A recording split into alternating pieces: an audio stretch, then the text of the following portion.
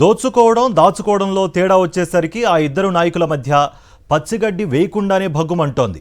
ఇద్దరూ ఒకే పార్టీకి చెందినవారు అయినప్పటికీ తమ్ముడు తమ్ముడే పేకాట పేకాటే అన్నట్టుగా ఎవరికి వారు ఎంతకనే సై అంటే సై అంటూ కత్తులు నూరుతున్నారట.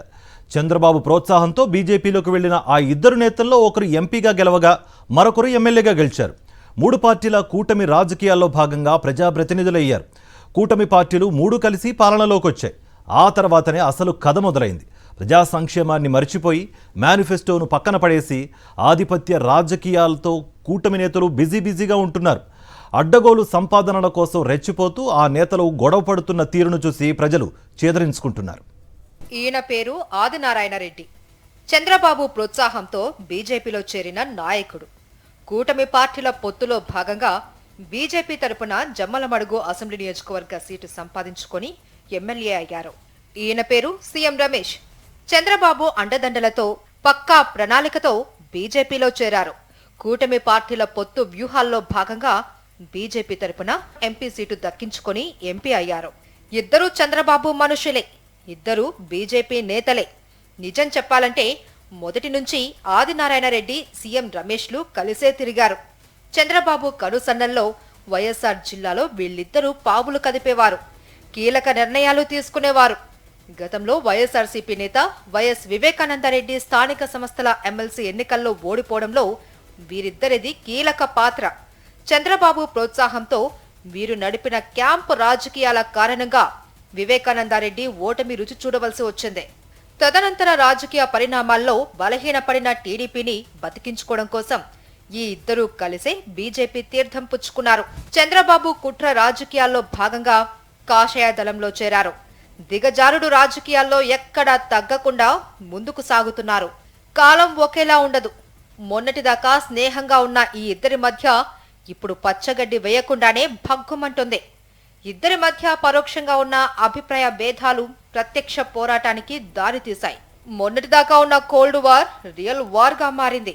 జమ్మలమడుగు ఎమ్మెల్యే ఆదినారాయణ రెడ్డి సన్నిహిత అనుచరుడు నిర్వహిస్తున్న పేకాట క్లబ్బులు, మద్యం వ్యాపారాలపై అనకాపల్లి ఎంపీ సీఎం రమేష్ ఫిర్యాదు చేయడం కూటమి రాజకీయాల్లో చర్చనీయాంశంగా మారింది. ఎంపీ సీఎం రమేష్ ఏకంగా జిల్లా కలెక్టర్, ఎస్పీలకు తన లెటర్ హెడ్ పై ఆదినారాయణ రెడ్డి బంధువు నాగేశ్వరరెడ్డి పేరును ప్రస్తావిస్తూ లిఖితపూర్వకంగా ఫిర్యాదు చేశారు. అనకాపల్లి ఎంపీ సీఎం రమేష్ ఫిర్యాదుపై అధికారులు ఏం చర్యలు తీసుకుంటారు అనేది అటుంచితే జిల్లాలో ఇద్దరు నేతల మధ్య రచ్చ రోడ్డుకెక్కిందని చెప్పవచ్చు. బాధ్యతాయుతమైన ప్రజా ప్రతినిధులు బిజినెస్ మ్యాటర్స్ లో ఆధిపత్యం కోసం వార్ షురూ చేశారు.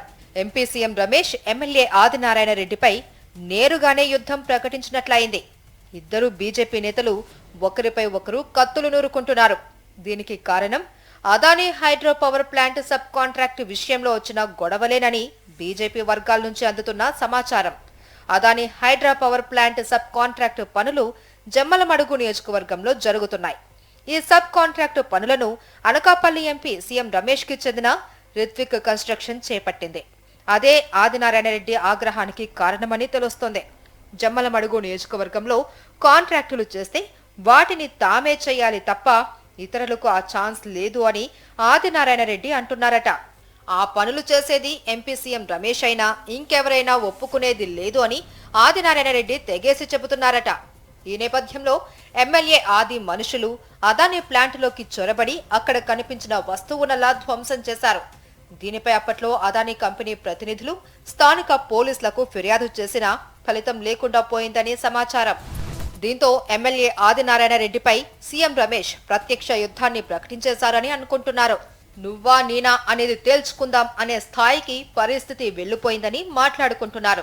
ప్రతీకార ఆధిపత్య రాజకీయాలలో భాగంగానే నేరుగా ఎమ్మెల్యే ఆదినారాయణ రెడ్డి ఆదాయ వనరులపై దెబ్బ కొట్టాలి అని ఎంపీ సీఎం రమేష్ నిర్ణయించుకున్నారని జిల్లా రాజకీయ వర్గాలు చర్చించుకుంటున్నాయి.